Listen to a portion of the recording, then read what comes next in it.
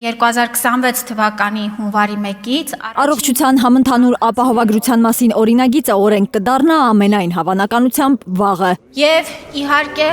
2026 թվականի հունվարի 1-ից ՀՀ մոտ 1.5 միլիոն քաղաքացի առողջության ապահովագրություն կունենա։ Պետբյուջեի այսպես ասած հաշվին կապահովագրվեն երեխաները 65 եւ ավելի տարեկանները, հաշմանդամության կարգ ունեցողները, անապահովները, 200,000 դրամ եւ ավելի աշխատավարձ ստացողներն իրենց հաշվին ապահովագրություն կունենան, ամսական 10,800 դրամ վճարելով։ Օրինակ 63 տարեկան թոշակառու քաղաքացին։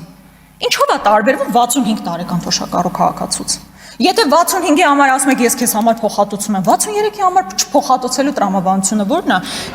Նախարարն ասում է 2026-ի բյուջեն հաստատված է, ավել փող չկա, որ 63 ու 64 տարեկան թոշակառուներն էլ պետբյուջեի միջոցներով իրենց առողջությունն ապահովագրեն։ Ձեր կողմից նշված խումբը 85,000-ից ավել է կազմում եւ սա մոտավորապես 9 միլիարդ դրամի մասին է խոսում։ Այսինքն մենք չենք կարող հաստատված բյուջեի պարագայում 9 միլիարդ դրամի փոփոխություն իրականացնել, ինքներդ էլ պատկերացնում եք։ Մարդիկ գումարը տալիս են, դրա դիմաց ինչ ծառայություն են ստանում։ Ընդդիմադիր падգամավորը նկատում է, թեև առողջության համընդհանուր ապահովագրության օրենքի նախագիծը շատ մոտ է օրենք դառնալուն, բայց մարդիկ դեռ հստակ չգիտեն, թե բժշկական որ ծառայություններն են իրենց համար անվճար դառնալու։ Այս ինչ ծառայությունը, վիրահատությունը, դեղերը, չկա դրա պատասխանը։ Կամ էլ պատասխաններ են, որոնք էլի հարցեր են առաջացնում։ Ստեղից ասում եք, որ էնդո պրոթեզավորումները, այդ թվում կոնքազդրային, չգիտեմ, սրունքների մնացած մասով անվճար է։ Նայեցի 65-ից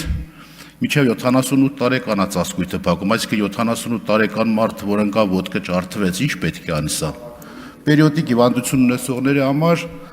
շտաբօգնության կանչերը թողել եք ընդամենը 8-ը։ Այսինքն այդ մարդը ասու կողմից ոչ մեկս ապահովագրված չենք, 8 անգամից ավելի իրավունք չունի, կանչ կա, որտեղ հիմա սահմանափակ է։ Նյարդաբանների ծառայություններին վերաբերող անորոշություններ կան, հստակ չէ, թե ինչ պայմաններ են գործում զինծառայողների եւ նրանց ընտանիքների համար, շարունակում են ընդդիմադիրները։ Զավեշտալի է։ Սրտնեղում է առողջապահության նախարարը քննադատություններից։ Անահիտ Ավանեսյանը համարում է, որ առողջության համընդհանուր ապահովագրության իրենց առաջարկը պատմական իրադարձություն է։ Ոչ թե պատմական, այլ խիստ շարքային ու կիսատ պռատ է, առարկում են ընդդիմադիրները։ 1,400,000 մարդ օգտվելու է առողջապահական ապահովագրական այս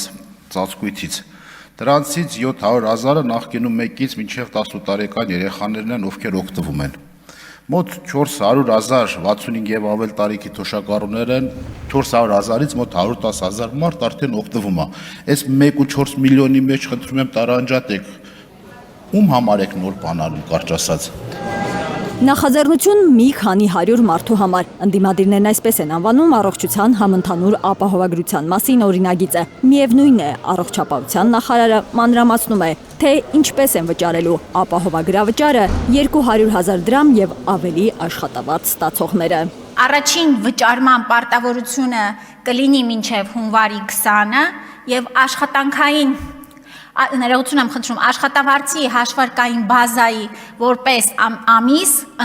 ընտրվել է նոյեմբեր ամիսը։ Հունվար ամսին նրանց ապահովագրված վճարը վճարելու համար գործատուների կողմից հաշվարկը կիրականացվի դեկտեմբեր ամսվա վրա։ Առողջության համընդհանուր ապահովագրության մասին օրինագիծը ազգային ժողովի արտահերթ նիստին քննարկեցին։ Վաղը կքվեարկեն։ Արփիս Քեսյան, Նորա Շարբաթյան, Արմեն Ապրեսյան, Հայլուր։ Հայաստանում եւ աշխարհում տեղի ունեցող իրադարձությունների մասին առաջին իմանալու համար բաժանորդագրվեք մեր ալիքին, սեղմեք զանգակը, որ բաց չթողնեք ամենահրատապը, ամենակարևորն ու հետաքրքիրը։